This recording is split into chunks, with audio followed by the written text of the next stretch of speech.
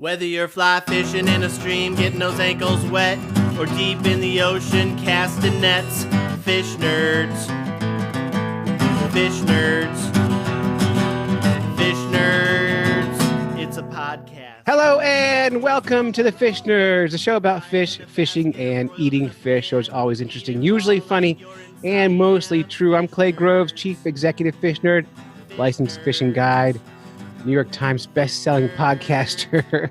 And I'm here tonight. We're super lucky because co-hosting the show tonight is longtime friend of the show, our correspondent from Australia, Luke Chamings from Chamo's Lure. And Luke, it's been a long time. How are you? Oh, going all right, my old mate. It's great to be back on the show, and g'day to all the listeners out there. I've missed yous.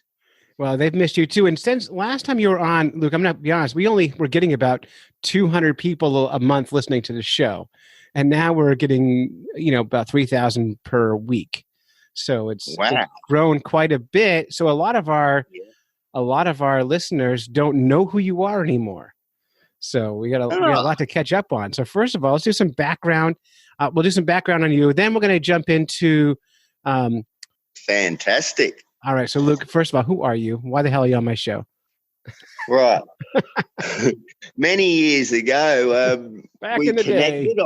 I can't remember how even, but we connected when it was you and Dave, and we made a bit of a connection. Through my lures, I do handmade timber lures down here. And, just through the wide web, we made a connection, and we hit it off. And, so that's how the Fish Nerds thing started. The lure thing, I just got sick of losing them and decided to start making a couple myself. And that went from a hobby to a paid hobby to now I sponsor major comps and stuff like that. It's just amazing how far a little piece of wood on the ground of my joiner shop has taken me. But, we've pushed along. We're still making them. We're still in a few shops. We still sell them overseas occasionally. It has led to a myriad of things that I just never thought would be possible. So, I'm just thankful for you blokes and everyone else who's ever bought a lure or shown any interest in Chamo's lures. Yeah, and they're really beautiful lures. They're hand-carved. They're stunning. If you go to the show notes on our website, you'll see photos of them, and or you can go look for Chamo's Lures on Facebook, and you can see the work that Luke's got. Yes, by all means, come onto the page and have a look and have a peruse and see what takes your fancy. Yeah, and we do everything. We do from tiny flies right up to 300 and half a foot long cod lures, and which would be comparable to say your biggest musky pike lures and stuff like that over there. I've noticed that you've got the lead-free fisherman John King. Yeah, crappie hippie. Yeah. Yeah, so he's leaning towards the lead-free fishing, and I'm sort of taking a bit of a leaf out of his book recently, and we're starting to use a lot more glass-bodied for our inline spinners. So basically I just go around the arts and crafts shops like a hippie and sniff around for their glass beads. You'd be amazed how many glass beads look like bugs. Oh, it's not that shocking. When you go look at them, like, it's amazing. It is. And some of them, and they seem to work as well, if not better. I don't know if it's being partly translucent or the, what's the word I'm looking for? Or the weight of them. I mean, the density. Whether it's their... Yeah, density. That's the word I'm looking for. Thank you, Clay. I think that may have a little bit to do with it too, because there's not too many I make which don't work well. And, so I'm starting very much to lean towards that. And for the environmental reasons, of course, less lead in the water. Yeah, and you kind of want both. I mean, it doesn't do you any good to go lead-free if the lures you're using don't catch fish. Yes, so exactly right. You need both to do the game. And your fish you're fishing for down there a lot with your inline spinners, you're getting readies, right? Yes, and I've since proven I've proven, so what you would call yellow perch, we call them redfin over here. So they're an English perch. I think they're a subspecies of your yellow perch. They get a lot I don't bigger. know if, They get a lot. yeah, You're ready to get huge. yes, we get 5, 6 pounders reasonably regularly. The other day I caught one 1/2 metre long. So what's that? A foot and a half, 18 inches. Yeah. Yeah, so it was huge. Yeah. It's the biggest one I've ever caught, and I was just flabbergasted. But we've been catching Australian nate because they're not a native fish to Australia. They're actually a noxious species, and you're not to return them to the water, et cetera, which suits me fine because they are the best table fish freshwater producers. They are a stunning fish to eat. Their meat is super white, super firm, and they're just a fantastic resource out there that people in the know, they fish for them religiously. But other people tend to just look at them as a pest species. But they are fantastic table fish. They really are. So let me ask you. Hang on, Luke. Let me ask you. First of all, how do you cook a redfin? Well, what I do is I fillet them. They are notoriously hard scales, so I fillet and skin. Now, there's a secret to this. You have iced brine sort of a solution, if you want to say it. So just iced water, lots of salt. People say, well, why would you add salt? Why don't you just eat a saltwater fish? But it doesn't work like that. It actually works in reverse. The salt leaches any impurities from the meat, if at all there is any. There usually isn't with these fish. They are such a clean fish. But you get a salty iced brine mixture in your thing, fillet and skin your fillets, bone them obviously. They don't have a great deal of bone, so they're quite easy to fillet. Throw them in this iced salty mix for a few hours, and then if you're going to freeze them in that mix, or just eat them as you feel. And this is the trick. It sets the meat beautifully. It just goes really firm and really white pretty much instantly. And like I said, I describe them as inland whiting. Now, over here, whiting is a sea fish which everyone absolutely raves over, which is a bit of an issue because they do get targeted quite heavily. And I've always commented on redfin as being inland whiting, the equivalent of. So, try and ease the pressure on these so heavily targeted fish in the sea by getting people to fish in the freshwater for a fish that is equally as good. And what's your favorite way to cook them? You fillet them, you chill them, you firm them. We've chilled them, and they're firm, they're ready. Breadcrumbs, egg and breadcrumb. Simple. Can't go wrong. Just beautiful, absolutely fantastic fish to eat. And like I said, I've tricked many a person that have come around for tea I only eat whiting. Oh, well, you're in luck today, mate, because we've got inland whiting. And then you see them sort of, never heard of that. But anyway, and at the end of it, they go, oh, wow, they were so nice. They were this, they were that. And then I show them a picture. So that's what you ate. Oh, that's amazing. So, it's perception. Perception is everything. Well, that as well as I do with fish. I know Americans, the English, probably Australians aren't any different. There's about 4 different species of fish that people want to eat. And to get them to do anything different it seems impossible sometimes. Yes. Well, we've just going on a slight tangent here, which is unusual for me, but we have a snapper ban at the moment in South Australian waters. 3 years you can't fish for these snapper, and they're much the same. Everyone's got to get one. Everyone's got to have one. They're quite a large fish, but they're a dry meat. And most people catch them and then freeze them as is, whole in their freezer. And 6 months later, they're still in the freezer, drying and drying and drying. And then when they get them out and bake them, which I find the most hideous way to cook any fish, they're just a massive, big, dry lump of, poop and it's just a waste of a beautiful big fish that could have been out in the ocean.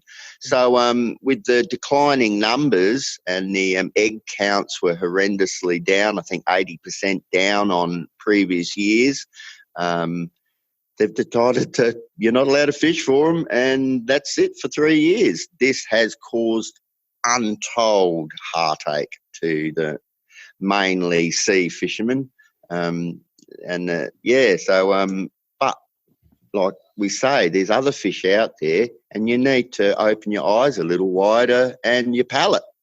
Absolutely. And to actually, honestly, be honest, they don't taste like there's not a huge variation in fish tastes anyway.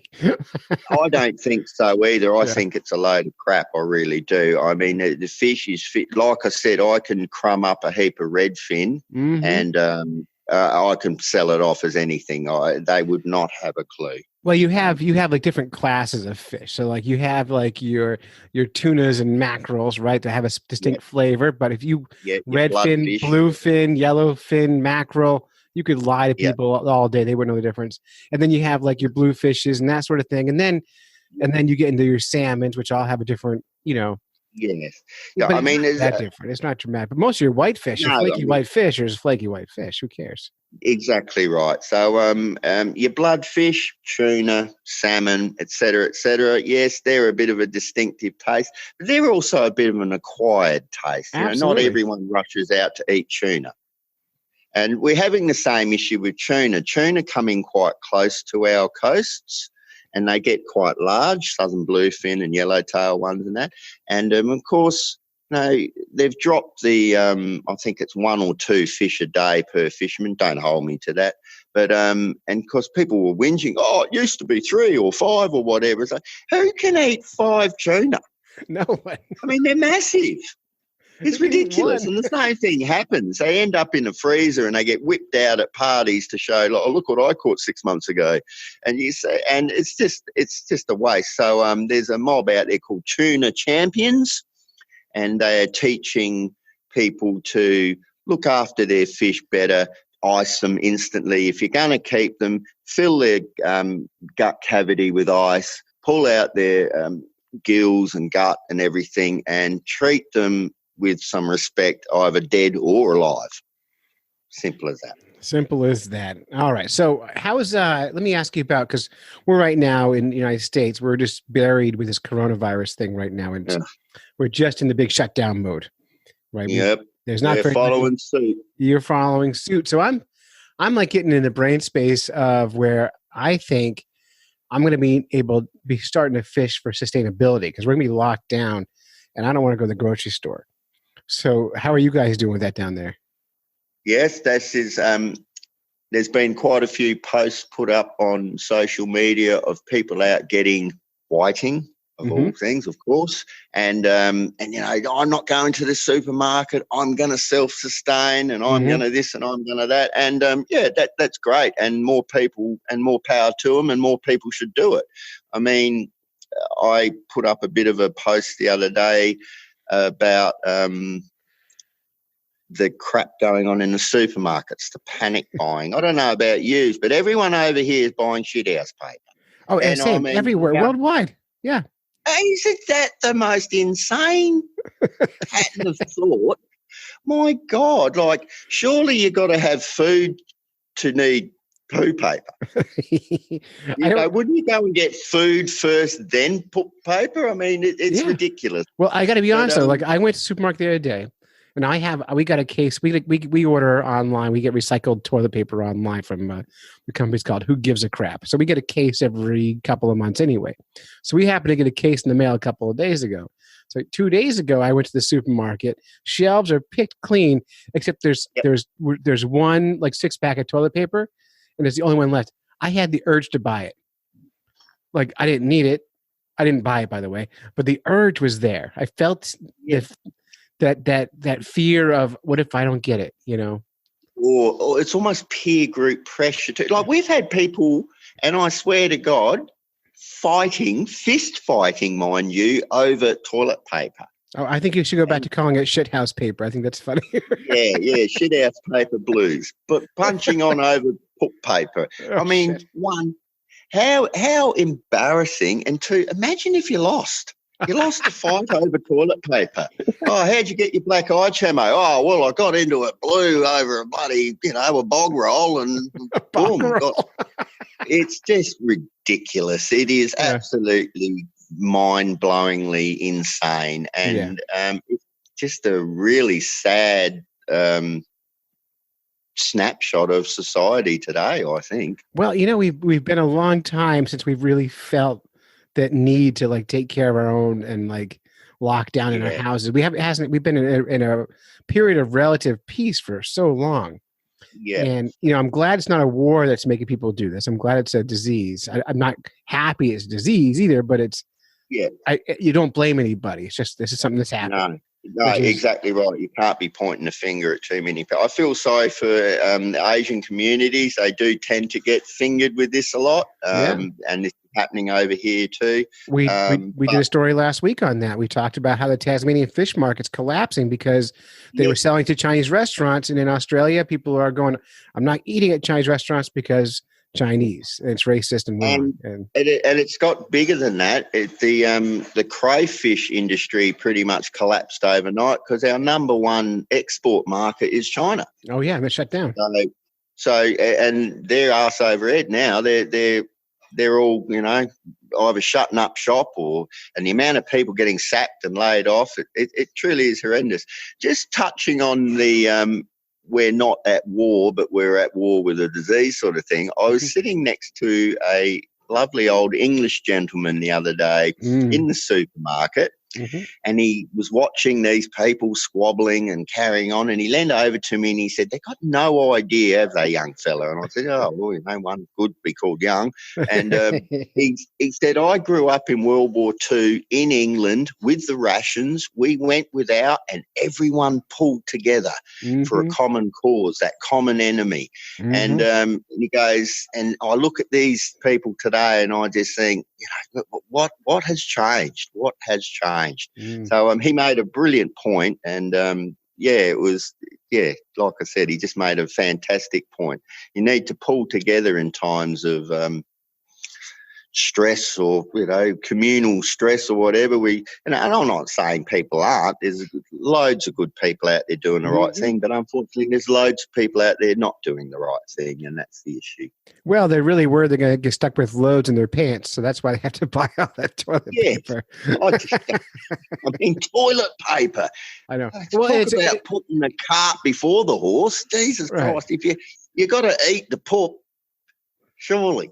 Yeah, it's a false shortage anyway. It's a bubble in demand. There's plenty of toilet paper in the warehouses. People are just buying it fast and they get it on the shelf. So if they just wait, they'll be fine. We call them sheeple. Sheeple, yeah, and we all fall into that once in a while. We can't help ourselves. Yes, we do. Yep. And we may be victims of that with this whole thing too. But hopefully, the best case scenario is in a year we're looking back and going, "Holy shit, we overreacted to that disease."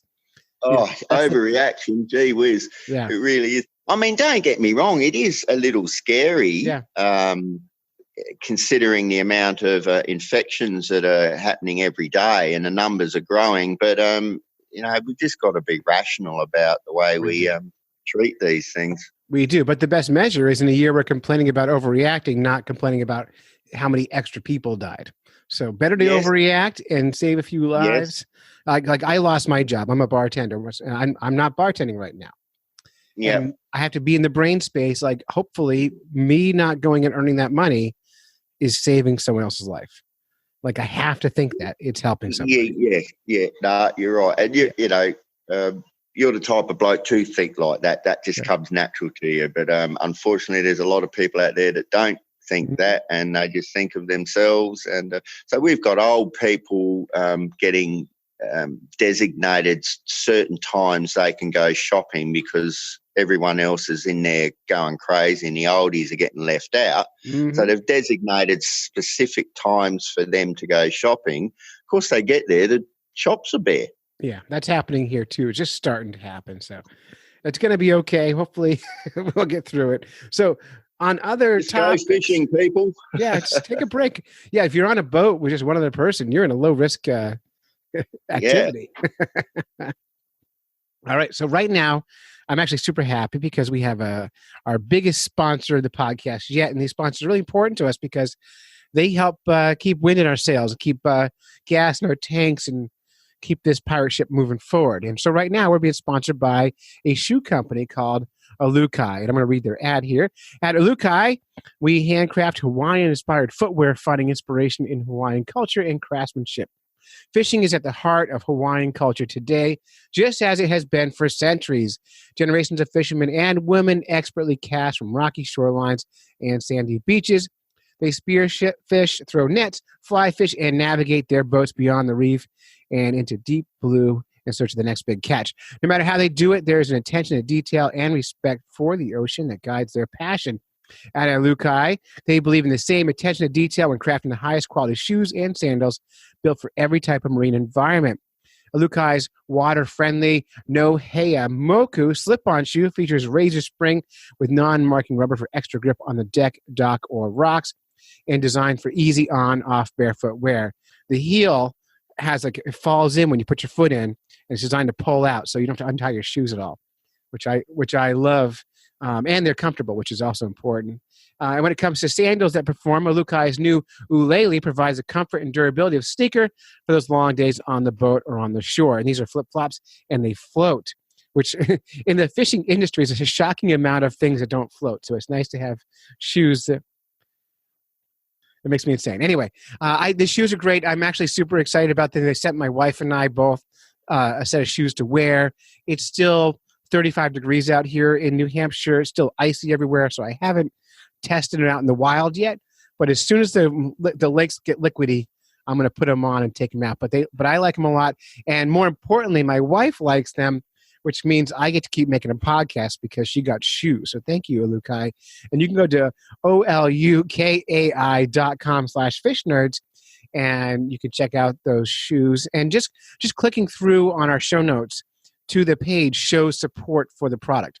So if you like us, go support the people who support us. oluki.com/fishnerds, and check out some really cool shoes from Hawaii, which are exciting. It's important to us that you do that.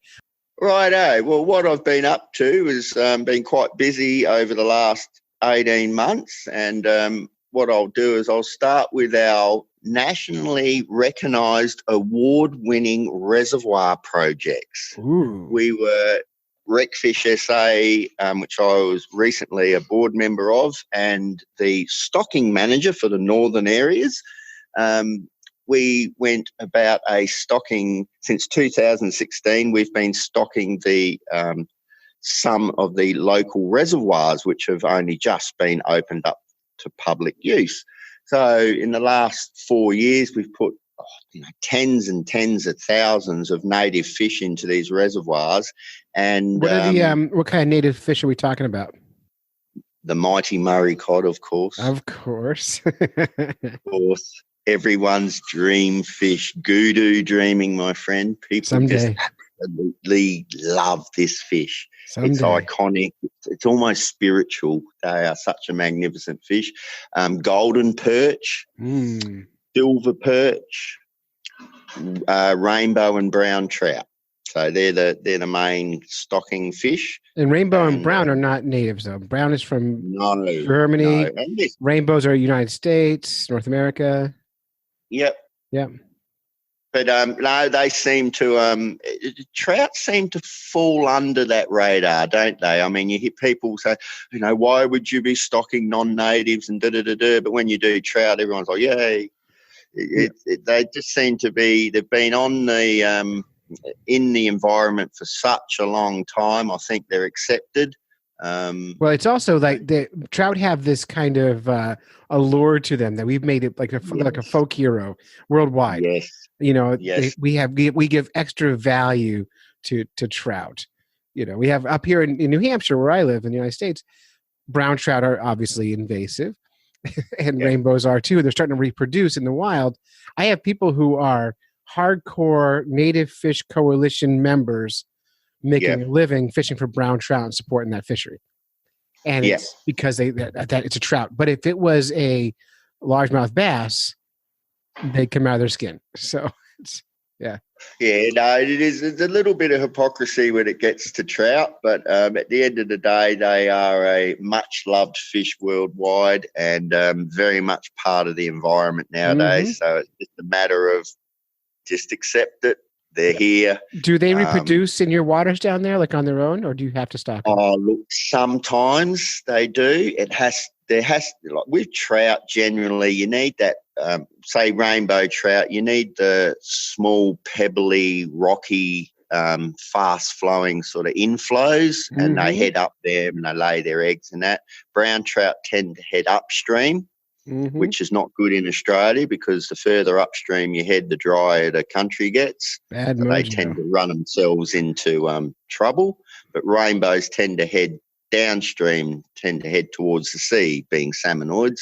And, yes, we do have a couple of local rivers here that are stocked, and they do breed in them. Not so much in the lakes and the reservoirs. We don't have enough inflow. We just, driest state, driest continent in the world, blah, blah, blah. So, we struggle in that scenario, but generally they breed in the rivers pretty well. Right. And fun fact about Australia, given it has the most deadly animals per capita, the trout there are also venomous. So people don't realize that. You have the only venomous trout in the world. Okay, that's news to me, Clay. All right, so you've been stocking these fish, winning awards. Go ahead. Yeah. So we stocked all these reservoirs in the mid-north of South Australia and in the Barossa Valley, where I'm from. So mid-north of South Australia is pretty much desert country and a beautiful countryside, though. Don't let that bloody cloud your opinion of it. These fish are growing, and they are growing quick, and people are catching them now. And like I said, we were recognised nationally at a national awards thing in the Apple Isle of Tasmania, and won. So we were absolutely stoked to win a national. Little old South Australia leading the way with stocking of the reservoirs, et cetera, et cetera. Well, congrats. Look, it was just a fantastic result, and I played a small part in it. But all the work was done in the years leading up to it by my colleagues, Danny Simpson and Ian Fitzgerald and David Chiravalo and a few others that have just done such an outstanding job over such a long time. And, man, did they put up with some crap. I mean, the amount of people that were against this was mind-blowing and with no real reason at all, just all political stuff. It's not us doing it, so we don't want anything to do with it, that sort of scenario. Well, you also have people who just seem to make it their hobby to be against everything. In the end, a small vocal minority actually got us shut down. After 45 years of doing a great job, the new government came in and seen us as opposition government stooges or whatever, and took our funding off of us. And now we are a totally just a volunteer organisation trying to do the best we can, without funding, without help from the government, which was a real pity. It hurt. It hurt to have it all pulled out from under us. So, that's painful. And so many people benefit from the work you do, and not to mention the fish. So that's hard. Yeah. Look, we're popular. Our organisation is very, very popular and does a great job. And to see it just get, undermined by a certain minority of very vocal, very negative elder gentlemen, to be honest, too, was just mind-blowing. And then to see the government of the day take their side was even more horrific for us to just sit back and watch it all happen after, like I said, 45 years or something they've been running. Heartbreak. It is. It was horrific. But anyway, we won the award. They didn't, so to them. Suck on that. Yeah. Yeah. So that was mentioned, and so onwards and upwards. We're going nowhere. We might be now just totally voluntary, but we're going nowhere. So good. Well, you've laid the groundwork for so many years. You must have a huge crew who wants to keep you around, so that'll help. Oh, of course there is. There is. But once politics gets involved in fishing, it gets involved a shocking amount of times. Yeah, it does, doesn't it? And it's what happened was all of a sudden they realised, geez, these blokes are actually kicking a few goals. They're getting they're getting a lot of positive stuff coming through the media and that. We want to be part of it, so we'll just take it over. So, it was crazy. But anyway, that's done. So, so we stocked the resis with tens and tens of thousands of native fish. They're all being caught now. I caught a cod the other day. And so I've done full circle. I've gone from growing the fish at college to releasing the fish to making lures to catch the fish to catching the fish. I've done full circle. My job's done. Perfect. So, I was so proud today. I'm not going to lie. I shed a tear. And it was just an absolutely fantastic experience to catch a fish that quite possibly I grew and fed at college. You were his dad. Yes. Yeah. So, mainly catch and release. We totally support that and encourage that. They're allowed to take a couple, but we don't frown upon it. But, at the end of the day, if everyone keeps taking a couple, there won't be many there. So, yeah. Well, good. And what else you got there?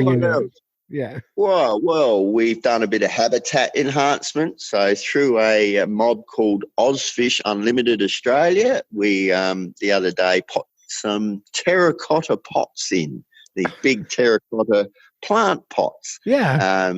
And EPA, the Environmental Protection Agency, gave us the blessing. SA Water, thankfully, they helped us. They're a fantastic mob to work with.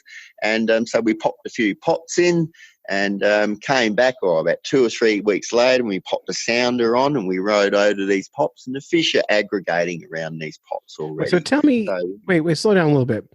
So you grab these terracotta pots, these big pots. And you put them where do you put them? In the water, like reservoir? In the reservoir, river? Yep, in the reservoir, yep. And their job is to create habitat for fishes. Yes, it's mainly cod like hollow logs to lay their eggs in and stuff like that. So a lot of people put concrete pipes in and that, but we found that concrete was a listed pollutant. Yeah, it leaches into the, terracotta is a natural product, and there was no listing and there was no issues with it. And we're just hoping, we're not saying the fish are going to breed in these reservoirs, but, if you get summer storms or stuff like that and you do get inflow, one thing I've learnt with fish is never say never. They find a way. So if we can facilitate them with some pots and some habitat, we will. If they use them to live in, that's all good. But if they use them to breed in, well, that's even better. So, How big are these pots? Like, I'm trying to visualize this. So probably 4 foot high, probably a couple of foot round, something like that. So these aren't your typical tiny garden pots. These are really they were kindly donated by a potter, a clay pottery mob in McGill, Bennett's Pottery. John Bennett kindly donated them to Rec Fish South Australia, and then they engaged us out here at Barossa Ozfish chapter, and we facilitated the placing of the pots and whatnot. How many did you break on the way there? Well, we broke none. Okay.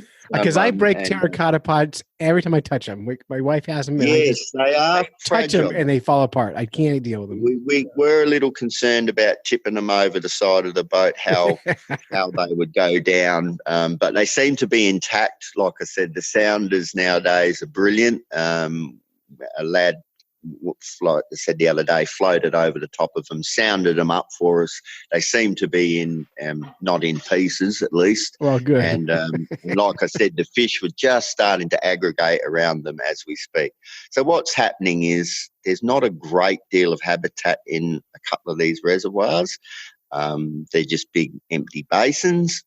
So the fish are now 4 years old. Some of them are from the first release, and they're not cohabitating quite as well as they do as younger fish. So we're starting to find them squabbling, and any structure there is, they're hanging around in quite large numbers, which of course doesn't go unnoticed by the fishermen. So they're getting a fair bit of pressure in certain spots of the reservoir because that's where they're aggregating. So if we can put some more habitat in and get the fish to move around and live in different areas and not be sort of so localized in one spot, that's going to, obviously ease the pressure on them from the fishermen. Well, because fishermen, they don't take any prisoners. If they work out where the fish are, that's where they go. And that's fishing. Right. Are you any different?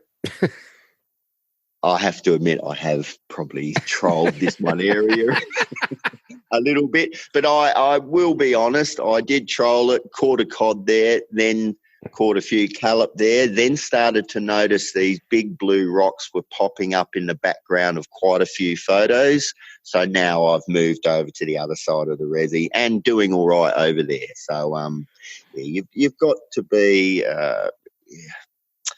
you've got to be mindful of these things. Otherwise, you're just literally shitting in your own nest. I mean, you have 6 months of crackerjack fishing, and then you might have 3 years where they just do not acknowledge a lure at all. And that's another thing with lure fishing. These fish are young fish. They've seen bugger all lures. So I'm actually catching Murray cod on inline spinners. I'm catching quite large callop or golden perch on inline spinners. So your normal spinner that you use to catch a trout or a reddy on, we're catching, the number one apex predator on them. They haven't seen too many lures, so they haven't learnt to what to avoid and what not to avoid. So fishing's pretty good at the moment. This will change. Right. Fish catch on pretty quick. Your job is to teach the fish about lures. Yes. You're just doing your duty. Yeah, that's it. I'd be derelict in my duty if I didn't. But I will say one thing. Fish strike at lures for two reasons. One's out of a compulsive instinct. So say like spinner baits that you use for bass fishing, what in nature does that replicate? Nothing. By the way, I've never caught a fish on one of those. I hate them. No, they work all right. Don't worry about that. I don't know how to catch them. I don't know. I can't do it. Yeah, right. Yeah, well, I'm not a big user. I only use what I make. And I don't make them, so I don't use them. But they do work very well over here. Now, they are triggering an instinctive, impulsive strike, right? Whether it's the flutter or the shimmy or the pulsing of the skirt or whatever. And then the other way of fishing with lures is to actually trick the fish into thinking it is an actual fish or it is a natural edible prey. Right. That's my style. There's two different ways. We're either triggering an instinct or we're tricking the fish into thinking that it is another fish. So I'm going to get your opinion. So you've never come ice fishing, right? No, I would love to. My dream is to get you ice fishing someday. I would love it so much. Now we sit on this lake every winter that we talk about all the time that we don't catch any fish on. It got in Silver Lake. Yeah, it made it into Australian news last week. We were in the worldwide edition of New York Times with this lake. So it was published in Australia, 162 countries it made it to. That's awesome, man. It's amazing, right? Ridiculous. And so we sit in that lake jigging, and we have sonar, so you can see the fish. And we're reeling our lures, and the fish are chasing them all the way from 60 feet down the lake, straight up to almost to where you're sitting on top of the ice. So straight up, and you're reeling as fast as you can, and the fish are rocketing up from the bottom, and they stop. They just stare at your lure or your bait or whatever. What are we doing wrong? Well, what I'll probably suggest is that at 60 feet down, the visual side of things probably isn't that good. True. So they're not getting a visual. So they're chasing the vibration, the pulse, the water being disturbed, whatever. Then they're getting up to where the light is good, and they're getting an eye full of it, and they're so they can swim. So the fish with biggest eyes tend to be very fussy. Mm-hmm. So what I'm saying is that they're getting close to your lure, sunlight hits it. Oh, hang on, there's something not quite right about this, and they're turning away. Yeah, but That's all I could say. And they don't learn that. They do it over and over. Like one fish will keep you busy for 4 or 5 hours. Yeah. You just can't. Yeah, well, and I would say that's a visual thing. So they're gaining 60 feet, 50 feet, bit more sunlight, and then they sort of get a slight visual, and then they get to 20 feet, and then they sort of can pick up a colour or two, and then they get to 10, 5 feet, close right in, open their mouth, and go, oh, hang on. That's not what I thought it was. Yeah, but they do it. Away. But they're doing it with no matter what lure we use, and they're even doing it when we don't bring up that high. We'll jig down between 10 feet off the bottom and 20 feet, and they'll chase it up and down for hours. The same lures and they don't care what we use. They just hate. They hate. My next thing would be, mate, perhaps use Chamo's lures. I would probably change the size of my lure. Yeah, smaller, bigger. Something. Yeah, bigger. Go big. Always go bigger. Oh, I go the other way. And go bigger and bigger and bigger, and see if you can't entice some of the bigger fish down there, which are a little more aggressive. See, the little fish beat the bigger fish to the lure all the time. They swim faster, quicker off mark, et cetera, and they'll get there in numbers. Now, this can work in your favour because you'll have half a dozen little farts hanging around your lure, and quite often we find with the inline cameras, there'll be quite a few big fish just hanging off of the back of that. And so if you could put a bigger lure on, the little fish will be either intimidated by it and move away from it, or the big fish will come in and scoop the whole lot of them up and the lure as well. We find over here people fishing with cheese, catching these enormous fish, enormous cod on cheese. Really? I think it's it's un-Australian. I really do. I hate it, but it is a very, very good way to fish for Murray cod. If you're a bait fisherman, they use cheese. Now, wait, what kind of cheese? Well, this is I don't know, a bit of Gouda or a bit of this or that. I don't know. Cheese is cheese. So what they're doing, the general consensus is that cod aren't necessarily cheese fanatics. Well, they don't find cheese in nature. No, it's a ball of bait hanging around the cheese, and they come in and scoop the whole lot up. Oh, so all these little tiny fish are picking at the cheese, and they come in and go, look at all those little fish. Yeah, what's that all going on about? And we're talking, metre plus fish, 100-pounders, all sorts of stuff get caught on cheese.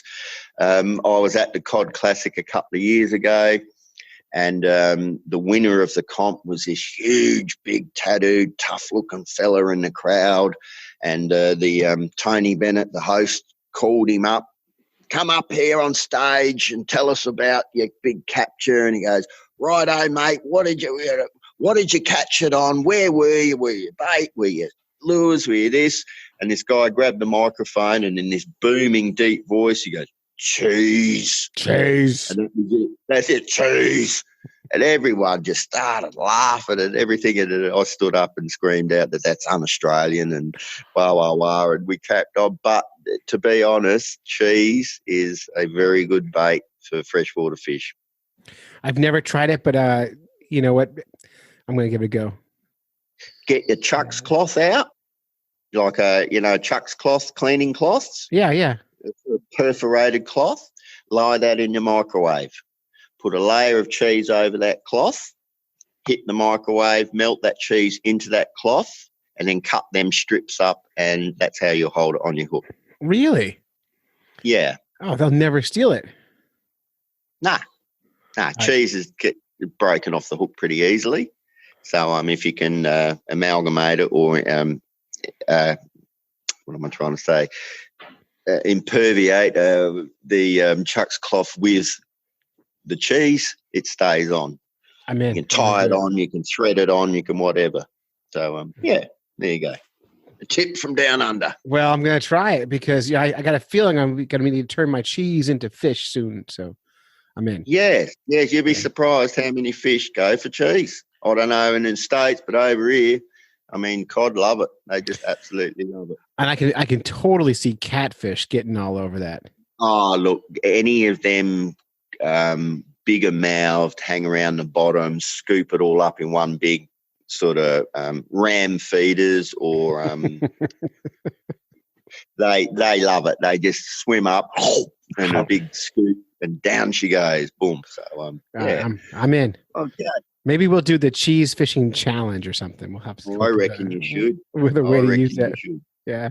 Yeah. I don't fish with bait. I haven't fished with bait in years. I only use my lures. So well, and they work. I find bait fishing tediously boring. I really do. I find waiting for fish to be boring. Yeah. So, yeah. If I'm bait fishing, it's usually I'm actively fishing and I might be tipping a lure with a piece of or something to give it some stink. But sitting and waiting, like floating a bait under a bobber. That sounds terrible. Yeah. So, it's terrible. Nah, bobbing your bait, that's all good. Righto. So we've had some pretty horrendous things happening over here. You may have read the bushfires, the fish kills, the drought, etc., etc. These have all had fairly detrimental effects on fish stocks in the lower Murray-Darling Basin. We had over 1 million fish die last year through algal blooms. So what happened was we were praying for rain in the desert to get these rivers flowing, but that first big rain they got caused a proliferation of phytoplankton, blue-green algae event, and wiped out up to 1 million native fish in quite a small section of the river. This was catastrophic, absolutely has made recruitment downstream non-existent for the next few years. Thankfully, the river is flowing as we speak now. This is the Darling River. Mm-hmm. So we're talking Menindee Lakes, and we're right in the desert country of Australia. I mean, it is dry and hot. And, so 1 million fish died there last year. We're desperately trying to stop that from happening again. There's been stocking programs. There's been huge aerators put into the rivers to just keep what fish are alive oxygenated. These algal blooms deoxygenate the water, and it's just a death sentence for them. It really is. It's awful. I mean, you guys dealt with so much with those fires down there. I was worried about you too. I was really concerned. I sent a few messages going, are you still with me? And I was glad that you were spared from all that. But I read about, billions of animals died. Oh, we had they estimate 1 billion animals got roasted. Kangaroo Island, which is in South Australia, which is a pristine wilderness island off the coast of Adelaide, down south there. They had 2/3 of the island wiped out. Properly burnt to a cinder. Nothing. That's so gross. And of course, the tourism is all they live on. Mm-hmm. So there was a big campaign saying, well, let's book them out. There's still plenty to see over there. Get over there, have a holiday, spend some money, and see if we can't bring Kangaroo Island back, back onto line sort of thing. But now with coronavirus, I really fear for them over there at the moment, financially and their mindset. But the other states, they really copped it. Victoria, New South Wales. You would have seen the footage of the people in Victoria all lined up on the beaches getting evacuated by the Navy and stuff like that. There was nowhere to go. Everything was on fire. My God. Oh, the aerial views of the fire fronts were heartbreaking and mind-blowing. They were just, you've got no, and remembering how big our country is, some of these fire fronts went from one state to another. Now that's, bigger than a lot of countries in Europe.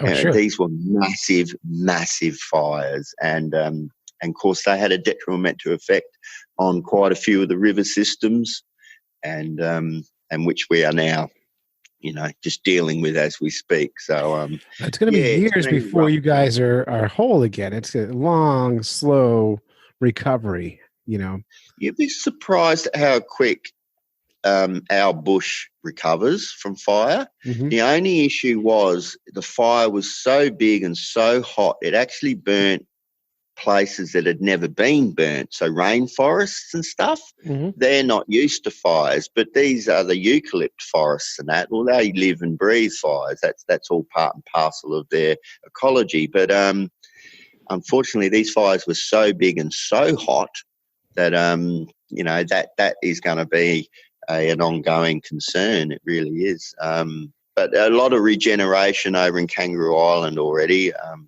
These black stumps with these super ultra green little leaves sticking out of them. The contrast between the black ashen stump and these leaves is beautiful. But it was horrendous. And we're not touching on the loss of life as well. Quite a few people lost their lives. It was just horrible, Clay. It really was. And it was hard to watch day after day after day. And you must have felt helpless most of the time. Like what can you do? Scared and frightened. We had so many little fires pop up in our area, and we live in quite a densely wooded area, as you do yourself. And it's in the back of your mind constantly, geez, I hope one doesn't start here today. And then you'd hear a siren, then you see the planes fly over, and you're just we're on edge the whole time. It actually really started to affect me. I was so sick of turning the TV on and just seeing, thousands, millions and millions of hectares went up in smoke. They really did. So, look, that wasn't much fun, but we've come through that. Australia is a fairly resolute place. Mm-hmm. And like I said, we are used to this sort of stuff. But this one was, a bit bigger than your normal fire for us. Mm. Yeah, it's more than most people are equipped to deal with, but you guys are hardy. Oh, you're gonna recover. They're a tough breed over here. I mean, the ones that live in the bush, oh my God, they really, really do it tough. And yet they got a smile on their face more often than not, and they just push on. And you just think, wow, more credit to them and more power to them. Well, that smile on their face and that positive attitude is probably what gets them through those things. You know? Of course. I always think if you're a negative thinker, you don't go out in the woods, you don't go out fishing, you don't take those kind of risks because you're gonna think you're gonna fail. So those are things for people who think positively. So a term my wife was banding around there for a while is "don't be a stinker thinker." I think she got it off of a movie. Well, don't do that. Don't be a stinker thinker, people. All right, stay positive out there. It's all about it, and now more than ever, we need to remember that. Like, we're going to be okay. Humans are good at this. We can handle this. Yeah. So, all right. Anything else we're missing? Oh, look, I've got a bit here. We went to the Cod Classic again this year with the old Captain Spiro. He's going along all right still. He kicked my ass. By the way, I have to get to Australia one day, and I got to meet Captain Spiro. Oh, he's a legend. He's like a folk hero to me. I don't know him, but I want to meet him. He's the most patient man God put on this earth. I'll give you the big tip. We get snagged or tangled away. He just sits there quietly, never loses his shit. He'll unpick it. He'll unwind it. We lose bugger all lures. We very rarely lose a lure. He's designed a fantastic lure retriever that, as far as lure makers go, is probably not real popular because no one loses any. But God, they work well, and we're very proud of that. But where we fished in the Cod Classic this year, he gave me a hide, and he probably caught, I don't know, 10 fish. I caught about 3 or 4 or something. But we caught all our fish the day before the comp and the day after the comp. How'd you be? Yeah. But we went fishing on the Monday after the competition, and all the smoke from the bushfires came over the lake. It was so eerie. And we were catching fish and everything, but it was so... I think I sent you a photo of us over there. You did, yeah. The smoke was so thick and pungent, and of course I can't smell anything, and everyone was gasping and coughing and carrying on. And I said to the bloke, I said, Jesus Christ, this smoke's a bit out of control. And he goes, well, there's 2 million acres, it's 2 million hectares on fire, mate. And I thought, 2 million hectares? And I thought, that must be a mistake. And I went and checked up, and no, he was underestimating by quite a bit. So, I thoroughly recommend any of yous over there, if you want to come to Australia, go to Yarrawonga. It's in Victoria. It's on the banks of the Lake Mawela, which is just the most pristine, gorgeous lake. It's a man-made one. It's a flooded eucalypt forest. All the dead big river red gum trees are all through it, standing upright, and all the cockies all the parrots and the cockatoos and that all nest in these huge big logs that's standing out of the water, and the cod all live under the water. It's just such a beautiful, beautiful place. I thoroughly, thoroughly recommend, if anyone ever gets to come over here, that you go in and go to Mulwala or Yarrawonga. There's 2 towns either side of the lake and a bridge connecting them. And, it is just a sublime, beautiful place. And a bucket list thing is to be on the lake at sunset. It is absolutely stunning. I can only imagine. The fish. Oh, there's so many big fish in there. And, you have every chance of catching a fish, 3 or 4 foot long, 80 to 100 pound. So, Well, maybe one of these days I'll get down there. With the show growing the way it's growing, I'm starting to sell ad space on the podcast now. And, maybe the money will come. Maybe the Patreon subscribers will give me enough money to get down there one day. But my kids want to hang out with your kids. We want to do the things. So we've watched our kids grow up together, haven't we? Really, Clay. I mean, I can remember when the eldest girl, Zoe, caught a redfin within minutes of the same time Reese caught one, and we put the photos up together and we said, we were doing that today as well. And we both had our pictures of our daughters standing there holding a redfin within hours of each other from the other side of the world. And that's just fantastic. It really is. And, and Zoe has thrown your lures, to catch them too. So it's awesome. It's fantastic. It really is. And Reese is quite a good fisher person now. She does all right. She outfishes quite a few of my mates, and doesn't mind telling them either. That's how Zoe is. She'll outfish anybody. And she and I were talking. I guide on a boat all summer. She's my first mate, and she says, "Dad, when I'm 18, I'm getting my guide license, and I'm going to make a lot more money than you." And I said, "Well, how do you figure?" She goes, "Well, I'm gonna go fly fishing, and I'm going to be a really good-looking blonde fly fishing guide who's competent." So I said, "You're not wrong. You're not wrong. You get it." Dad will be going along too, I'd imagine. Oh, Well, I'm sort of... Reese is reasonably an attractive little girl nowadays too, and just starting to get that type of attitude about her as well. But we had people drive for hours to come fishing with Chamo and come redfinning with Chamo, and they drive all the way from down south. Mm-hmm. And Reese would be like 17, 20. I think the last time she was 17-0. Yep. And this guy was getting the shits up big time, and of course Reese had sidled up alongside. "Oh, you're not very good at it, are you?" That's how Zoe. Same. You're doing this wrong and that wrong. You see him getting darker and darker on her, and I said, God, he's going to say something here in a minute. And he ended up just packing up and, thanks for the day, and we gave him a lure or two. I felt sorry for him, but she just. I think ladies actually naturally are better fishermen. They've got a better touch. They got a better touch. When I'm on the ice with clients, it was 2 years ago, I first started ice guiding on the ice fishing, and I bring Zoe with me, and she'd be trying to tell the like 17-year-old boys how to ice fish, and she was like 9 at the time, and she would come to me and she goes, "Dad, they're not listening to me." And I said, "Here's what you do: you go up next to them, and you don't talk to them, and you fish right next to them, and you start putting fish on top of the ice. You put 2 fish on the ice, they're going to start listening to you." And that's what she started doing. And all of a sudden she earned this level of respect. Yes.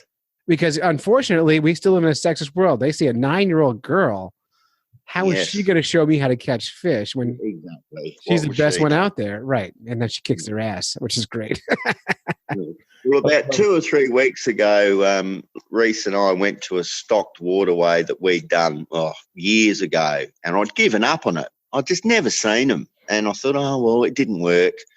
And we went,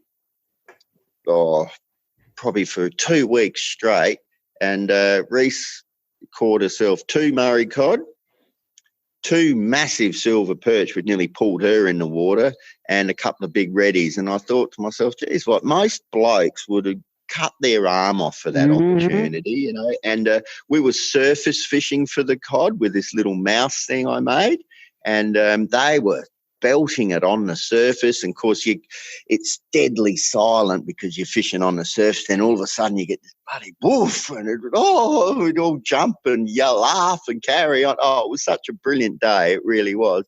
But like I said, there's plenty of blokes out there that have never caught a cod.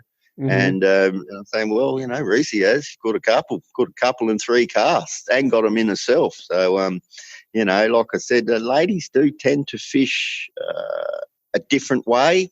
I think the way they hold the rod, the way they hold the line, the way they strike, everything, it's like you said, a little more delicate. And I don't know, but do we pass our inhibitions through the line down to the fish? I don't know about that. Who knows? You know, are we sending a signal through the fishing line and not knowing it? Don't know. Well, so the fish maybe feel our aggression or testosterone or something. Who knows? This is what I'm saying. I'm positive that ladies have that. My wife's the same, Lisa. She'll sit there on the end of a houseboat and just pull them in one after another. And old mate that we went with, he's around the corner with his boys going, don't do what she does. Do this. She's got 10 fish, they got none.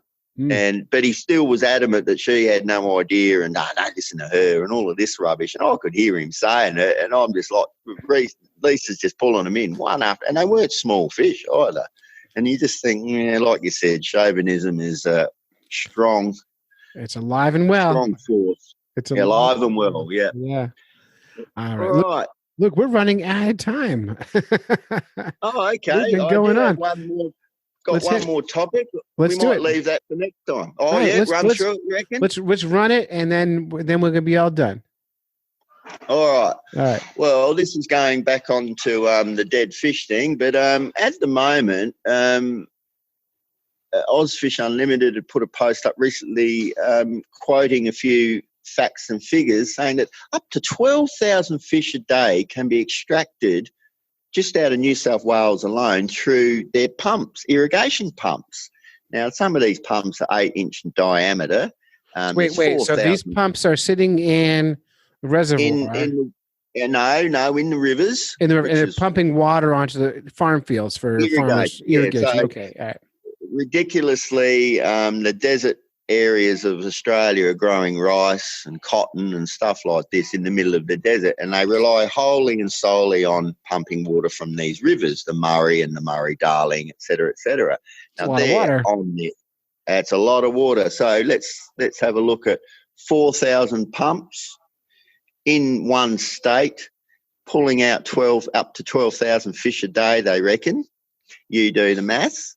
They're saying that up to where is it here? Wait. Hundreds of millions of fish a year. They're saying. So these fish are getting pumped into the hoses. Yep, and dying. And are they getting out of the hoses? Or are they like getting clogging up the works? Yes, exactly. The turbulence is too strong, and fish will only live in a certain amount of turbulation. And most water pumps and piping, and that is higher than that level. So most fish, a few get through, most die. Now, we've noticed that the pumps take no prisoners either, Clay. They're taking from egg to free swimming embryos to adult fish to fish, and they're all getting sucked in and they're all getting killed.